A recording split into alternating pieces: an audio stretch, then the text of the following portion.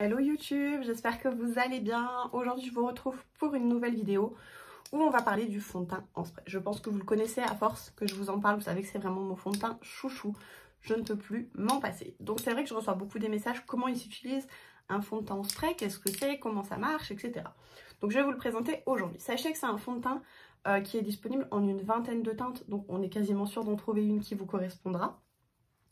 Et autre petite particularité, c'est un fond de teint qui s'adapte à tous les types de peau. Peu importe que votre peau soit sèche, grasse, mixte, peu importe, il vous ira. Donc première chose, bien le secouer.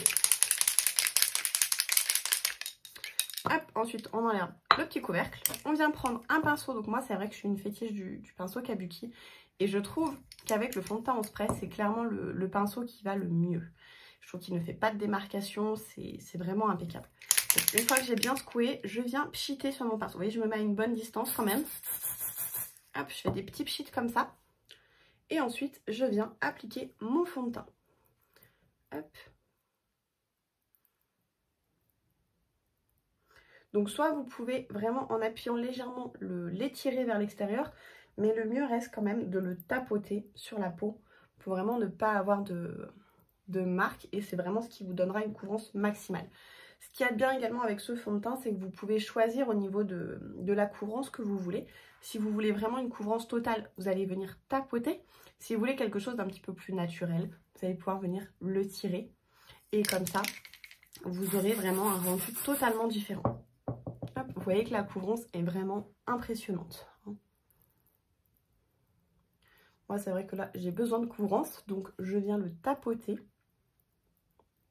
Mais si on veut quelque chose de plus naturel, il y a des jours où je veux vraiment un teint qui soit passe-partout, j'ai envie de dire. Dans ce cas-là, je viens vraiment, vous voyez, l'estomper. Alors, sans appuyer trop fort, parce que sinon, ça marque les traits du pinceau. Mais si vous appuyez légèrement, vous n'aurez aucun souci, vous n'aurez pas de marque. Hop, tchouk.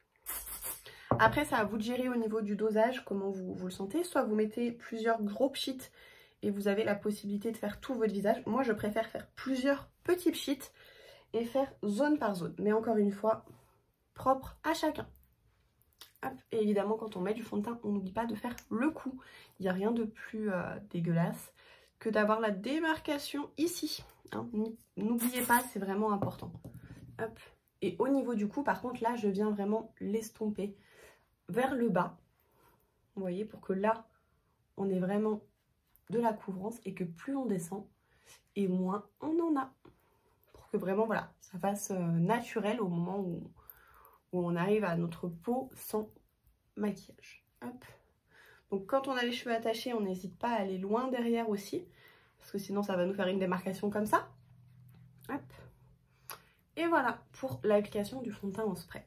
Au niveau de sa tenue sur la peau, si vous avez préalablement mis une base dessous et que vous pensez à le poudrer, sincèrement vous pouvez le tenir pratiquement 24 heures sans qu'il bouge.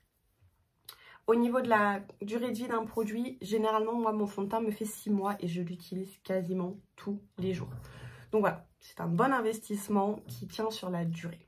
J'espère que cette petite vidéo vous aura plu, je vous fais des bisous et je vous dis à très bientôt.